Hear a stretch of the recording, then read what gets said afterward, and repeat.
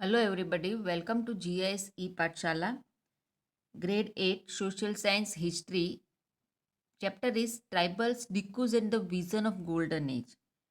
In this chapter we have seen about the tribal lives and Dikkus means the outsiders, how it affects the life of the tribal people. So in the beginning of the lecture only, we have seen that in 1895 a man named Birsa was seen roaming in the forest and villages of Chota Nagpur in Jharkhand. People said that people said that he had miraculous power, and thousands began to follow Birsa and believing that he was Bhagwan or God, and he had come to solve their problems. See, people were looking at him as if he is a god. So, like that, now we will see about Birsa Munda, what he did. Birsa was born in the mid 1870s. He was the son of a poor father who grew up around the forest of Ponda grazing sheep, playing the flute and dancing in the local akhara. He is a normal poor people living in the village. He is a son of such type of people. He was grazing the sheep, playing flute and dancing and like that, roaming happily in the forest. Birsa went to a missionary school and listened to the sermons of the missionaries. Later, Birsa also spent some time in the company of prominent Vaishnav preachers. He wore a scared thread and began to value the importance of purity and piety. In 1895, Birsa urged his followers to recover their glorious past and talked of a golden age in the past of Satyug, when the Mundas lived a good life, constructed embankments, tapped natural springs, planted trees and orchards, practiced cultivation to earn their living. They did not kill their brethren and relatives and lived honestly. Birsa, who wanted people to once again work on their hand, settle down and cultivate their fields. See, because of the Dikkus, the original lifestyle and original things were snatched away by the from these tribal people. So, what the Birsa is saying that we should work hard and we should gain the things again.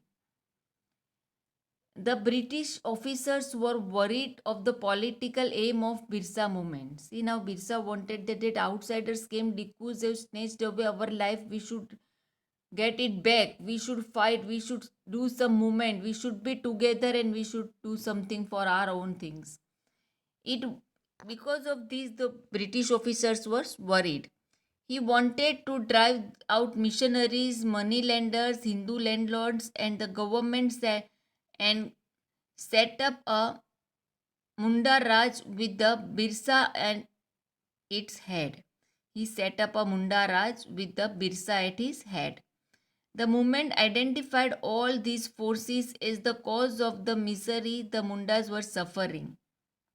As the movement spread, the British decided to act and arrest Birsa in 1895, convicted him on charges of rioting and jailed him for 2 years. See, as he started the movement, British government arrested him, and what type of charges were on him, that he was doing rioting and he was in jail for 2 years. After his release in 1897, Birsa began touring the villages to gather support. He used traditional languages and symbols to rouse people, urging them to destroy Ravan, Dikkus, and the Europeans.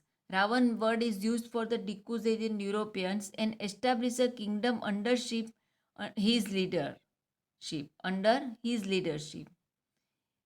He was urging people, means he was requesting people that please we should try together and we should destroy these Ravans, means these Dikkus and Europeans, because of those our life is changed. Birsa's followers been treating the symbols of Dikkus and European power. They attacked police stations and churches and raided the property of moneylenders and jamindars. They raised the white flag as a symbol of Birsa Raj. See, the people also started attack the police station, churches, raided the property of moneylenders, zamindars, and they raised their white flag as a symbol of Birsa Raj. The symbol of Birsa Raj was white flag. In 1900, Birsa died of cholera and the movement faded out. See, the main person died of cholera and the movement faded out.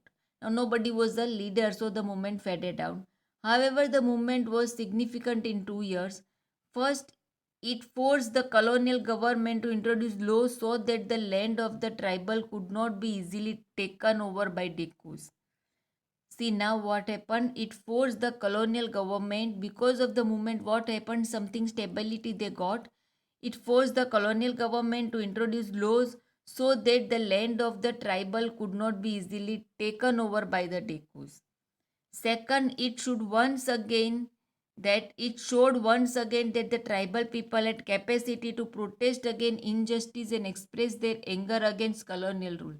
See, the others are thinking the tribal people are uneducated, they are roaming and staying in the forest, they don't know anything, they would never raise their voice or like that. But it showed once again that the tribal people had capacity to protest against injustice and express their anger against the colonial rule.